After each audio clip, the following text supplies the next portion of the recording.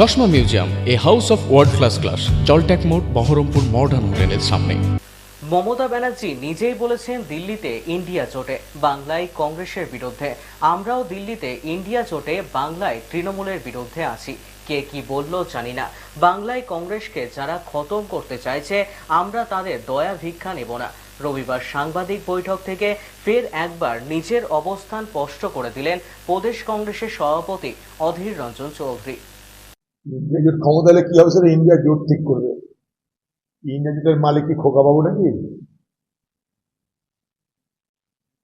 এখন থেকে আগ বাড়িয়ে ইন্ডিয়া জোট করার মধ্য দিয়ে তারা নিজেদের হারিয়ে যাওয়া ভোট ব্যাংকটাকে রক্ষা করতে চাইছে।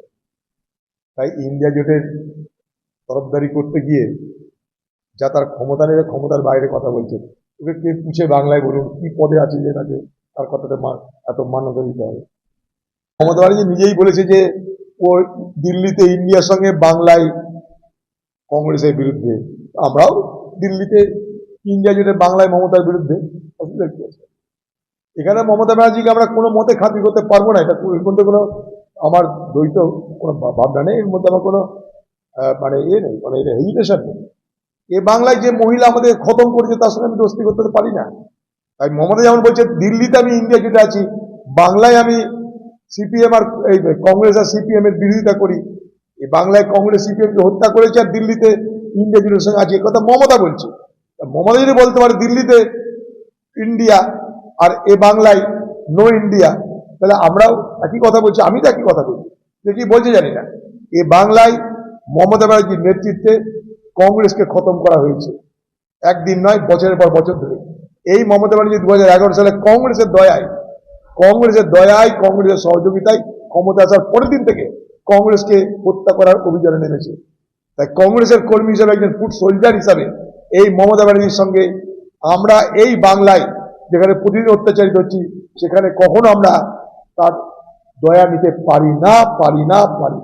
এখানে লড়াইটা নৈতিকতার, এখানে লড়াইটা আমাদের কংগ্রেস পার্টিকে রক্ষা করার, এখানে লড়াইটা অত্যাচারীর বিরুদ্ধে অত্যাচারিত মানুষের লড়াই। ও তো গতবার তৃণমূলের নেতা শুভেন্দু অধিকারীর সঙ্গে ভোট করেছিল কার্তিক মহারাজ।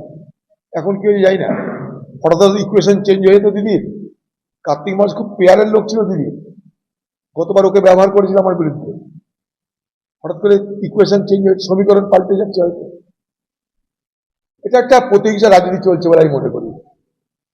যে ধরনের প্রয়োজন পশ্চাৎ রাজ্য সরকার দেখাচ্ছে, আমার মনে হয় এটা একটা প্রতিহিংসা রাজনীতি করছে। রাজ্যপালকে আরো দৃঢ়তা দেখাতে হবে। জানি না রাজ্যপাল কি করবেন না করবেন, কারণ ভারতবর্ষে আর কোনো রাজভবন এই ধরনের আক্রমণ হয়েছে কিনা আমার জানা নাই। রাজ্যপাল তাকে আমার পছন্দ হতে পারে, না পছন্দ করে সেটা অন্য জিনিস, কিন্তু কতগুলো প্রোটোকল আমাদের মানতে হয়, ডিসেন্সি মানতে হয়, সেগুলো মেনে করলে ঠিক আছে। রাজ্যপাল অপরাধ করতে পারেন না, আমি কথা বলছি না, কিন্তু অপরাধটা যথার্থ কিনা সেটাও দেখার দরকার। আমি কাউকে বদলা নিবার জন্য আমার ক্ষমতার অপব্যবহার করতে পারি না। রাজ্যপাল তার নিজের ক্ষমতা অপব্যবহার করুক, রাজ্য তার নিজের ক্ষমতার অপব্যবহার করুক, এটাই আমার বক্তব্য। কাউরিরই ক্ষমতার অপব্যবহার করবার কোনো অধিকার নাই। Within the ambit of our constitution যা কিছু হবে আমাদের সেই পরিধির মধ্যে থেকে করতে হবে।